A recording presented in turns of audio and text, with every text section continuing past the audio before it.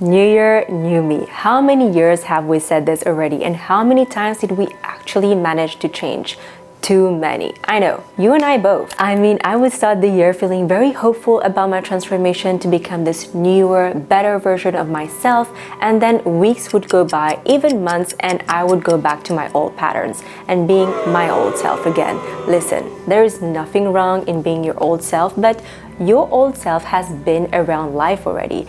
Your old self has gone through traumas and has accumulated a lot of limiting beliefs along the way, which are now holding her back from reaching her full potential. And in the end, we can only do what we believe we can do. In other words, what I mean by that is our identity, meaning our set of beliefs and limiting beliefs, kind of define how far we will go in life. For instance, if you can see yourself being this business owner and living this very glamorous life, then the chances for that happening for you are much higher than if you could never picture yourself in that reality.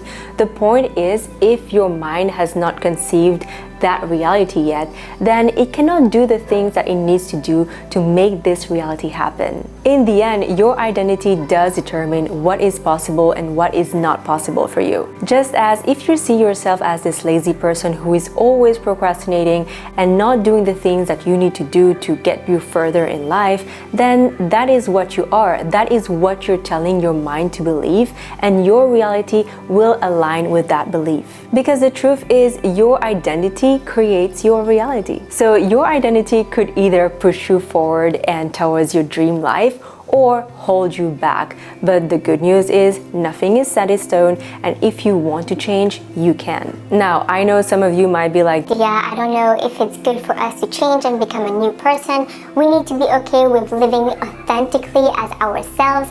Well, I am not telling you to become this whole different person. Well, not really, but what I mean is for you to become your higher self so that you can tap into that full potential. It's still gonna be you, but maybe 10 times or 100 times better. Who does not want that? Once again, I need you to remember one thing: nothing changes if nothing changes. So if you have wild dreams and high expectations for your life, which I really hope that you do, then you need to be ready to change. Now, the question is, are you ready for it? Because we are about to create your alter ego. First things first, what is an alter ego? I first learned the concept of the alter ego from Todd Herman's book, The Alter Ego Effect, and it has profoundly changed a lot of aspects of my life. From my scarcity mindset to my performance at work or in sports, it has really helped me level up and break free of my own boundaries. The concept of having an alter ego is for you to create this alternative persona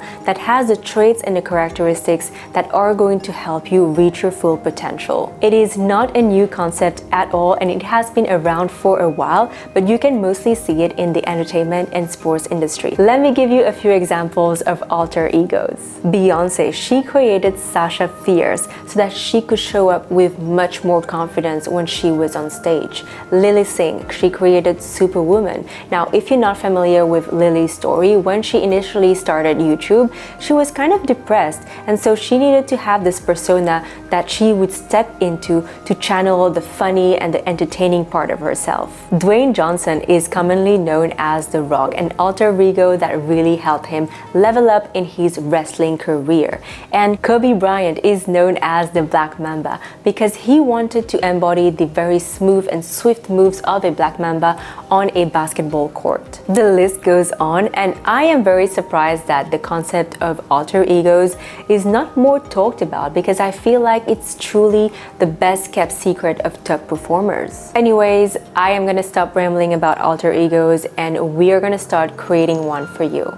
You need to identify a goal or an aspect of your life that you really want to work on. That is where your alter ego is going to intervene. For the sake of this video, let's just say that your goal is to become a badass business owner / entrepreneur. Now, creating an alter ego from scratch is definitely possible, but might require a bit more work. So what I like to do is kind of like use a role model and create that alter ego inspired by that person. Usually, you do not not need to look too far. It's already someone that you admire and look up to. And ideally, it's also someone that is kind of aligned with your vibe and your values in general. For me, the person that I am going to use as an inspiration for my alter ego is Victoria Beckham. And now that you have chosen that person, you are going to ask yourself tons of questions to understand that alter ego better. And really do not hesitate to dig deep. So questions like, what time does she wake up in the morning? What does she do first thing in the mornings? What's her morning routine like? Does she work out? If so, how many times a week and what kind of workouts? What time does she start working? What kind of clothes does she wear? What kind of makeup does she wear? How does she walk? How does she carry herself? What is her attitude like? What is her posture while she is standing, while she is sitting? How does she feel to her close ones? And how does she feel to strangers?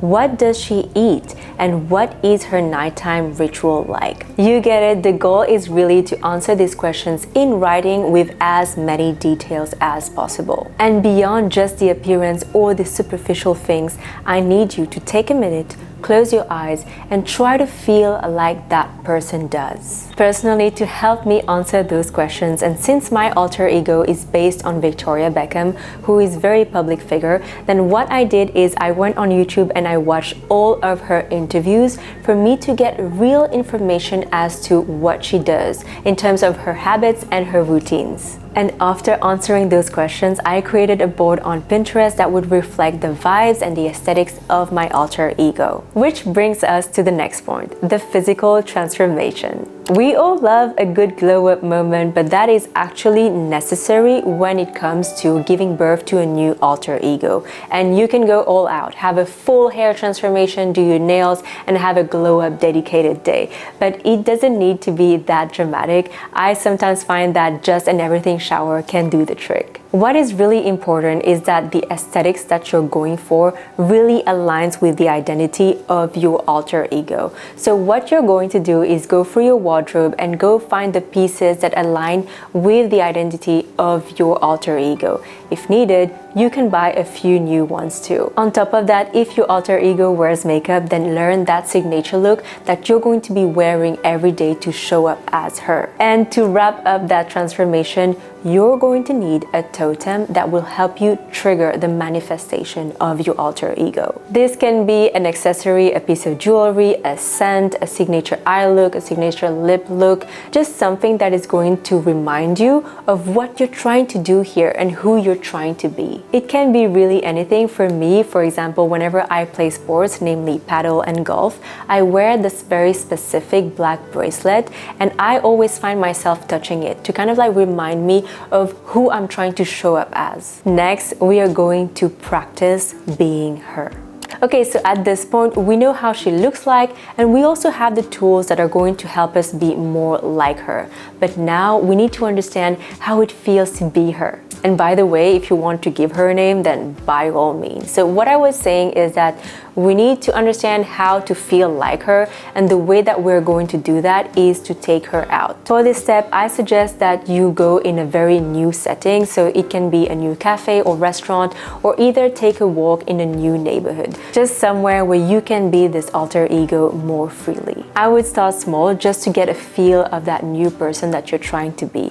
And just remember, anytime that you feel confused as to what you should be doing and how you should be reacting, then ask yourself this: what would your alter ego do right now? And that is exactly what you should be doing. And to be honest, once you have done all this work of understanding this new alter ego, it's going to be so easy for you to go about your day and let your alter ego guide you to the new habits and new rituals of your life. I personally always ask myself, what would VB do right now whenever I don't want to wake up or I feel a bit lazy to work out? Because I know what she would do, and that is exactly what I should be doing: dealing with self-doubt.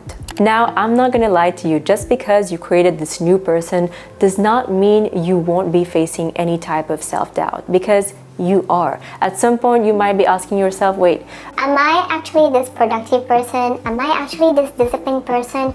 you're going to face imposter syndrome. And in these moments, it is so important for you to have a portfolio of proof to show yourself that you can actually do all the things that you want to do. What is a portfolio of proof, you may ask? Well, it is kind of like a recollection of all the instances and the things that you did in your past life that are going to prove you wrong whenever you are facing self-doubt, that are going to show you that you can actually do what you're setting yourself to do. Let's say that your goal is to become a disciplined person. Then in your portfolio of truth, you're going to find those moments and instances where you've shown that trait. So maybe during a week, every day you manage to wake up at the same time. That shows discipline, and that goes in your portfolio of proof. So just find those little moments and things that you did in the past that are aligned to your goal and put it in the portfolio of proof, so that when you are facing self-doubt, you know for a fact that you've got this and you can do whatever you want to do. But there's one more thing. At this point, you have transformed both physically and mentally for your identity to be more aligned with your vision of life and with your goals. In other words, you have become a new person. But the truth is, there is no birth without death. I know that sounds so dramatic, but it is so crucial, especially if you want those changes to be long-lasting and if you do not want to fall back in your old patterns. It's definitely gonna be a bittersweet moment, but you need to be ready to kiss and hug yourself goodbye. What I mean by that is be very grateful for your old self, for everything that she's done for you, because you are now here because of her. But now it is time for you to release her, and along with that, all the limiting beliefs that are attached to her. For instance, if you used to identify as a lazy person who was always procrastinating, now it is time to release you and to move on from that. That was before, we're not going to talk about it again. If you were bad at managing your finances and had a scarcity mindset, now it is time to release it. That era is over, and now you are a master of the abundance mindset. Coming back to my initial example, now you are a business owner, you're making X amount a month, you're so disciplined and consistent, and you are going to live according to that truth. This is what you're going to affirm, and this is how you're going to show up every day. You see, most people, when they embark on those transformational journeys, whether it is because it's the new year or they're turning whatever age, they start by changing their habits first, because they're hoping that by changing their habits, they're gonna become that new person. I just find that there is so much more friction there and a lot more resistance. I find it harder. So I like to address the problem the other way around. I would first shift my identity, because I just feel like if I start living as that new person, then obviously my rituals and habits are going to change accordingly. Maybe it's a bit of a shortcut, I don't know, but I urge you, if ever you really want to start making moves this year and really change who you are to level up, then try shifting your identity. You would be surprised of the avalanche effects that it has down the line and how much more long-lasting this change would be. Anyway, I think that is it for my video on how to reinvent and rebrand yourself to go after the life of your dreams. I hope you enjoyed it. I really want to know, what do you think about this concept of alter ego? Comment below your thoughts. I'll be reading and replying to all my comments. And as usual, if you like this type of content, then like and subscribe. It really means the world to me, and I will see you soon for another video.